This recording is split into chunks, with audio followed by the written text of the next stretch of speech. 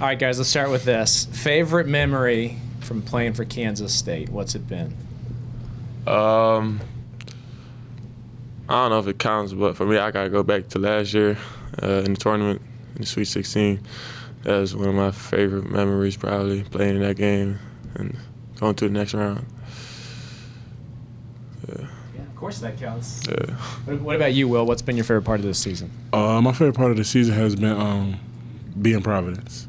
Yeah, being a transfer from there, it was big to do for me. David, I know you've got a COVID year left. When will you think about whether you want to use that and come back and play college another year, or move on and do something else? It'll be after the season.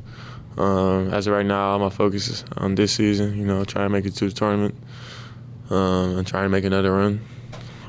After that finish, I'll start thinking about what's next. David just mentioned it just there, Will, but I know the odds are kind of long for you guys to make the in-state tournament now, but is that still where the motivation is? Oh, yeah, for sure. No, that's always the end goal for us, and I think it's very possible for us to do it as well. It happens every year. It's going to happen this year. Like Coach always mentions, it's going to happen for sure, and it's going to happen for K-State. Well, you've come a long way since Olney Recreation Center on Godfrey Avenue. Yes, sir. Yeah. What have you learned most about yourself during your basketball journey? Resilient. I ain't gonna lie. I didn't think I was gonna make it when I first went out to New Mexico State. My first time ever being away from my family for that long. I kept going. You told me, we were in here, you told me you were afraid to enter the transfer portal this last time. Mm-hmm. You said you bet on yourself, trusted God. How happy are you that you took the plunge and came Super to happy. K-State? I can't ask for more. Blessed every single day that I got to meet Coach Ting. It's a blessing.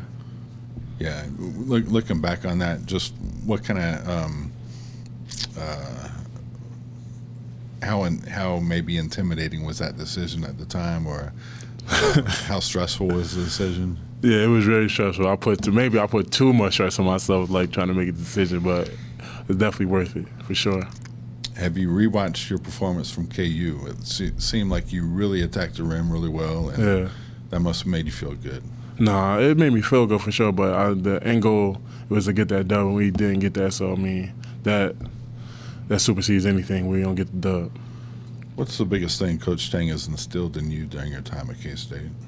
Just being the paint, being the beast. Just I gotta, like he said, he came in a press conference and said one time, I gotta have people try to double me so it could be easier catching shoots on the perimeter. So just try to be being a paint beast. How many family members will be here for you? 7. What's that moment gonna feel like for you? I haven't thought about that much yet.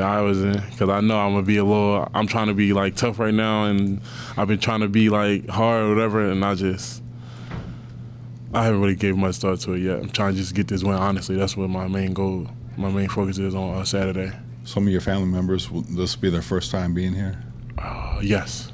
Yeah. What have they meant to you during your journey? What have they meant to me during my journey? Yeah. They meant a lot. The support system is unmatched. Awesome. Thank you. Thank you. I guess for either of you guys, how important would a win be on Saturday to get that momentum heading into the Big 12 tournament? All right. You got it. The win would be super important. That's what I guess that would put us at the 10th seed, and rather than playing 4 games to play 5 games is all. The main goal is just try to play as least game as possible in the tournament, and each tournament that you're playing. So I just feel like we get this win, go with some motivation. Anything is possible from there on. Like they say, it's March Madness for a reason.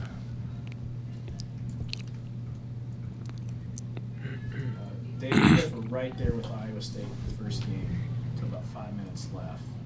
So what do you take away from that one, and how can you finish the deal this time?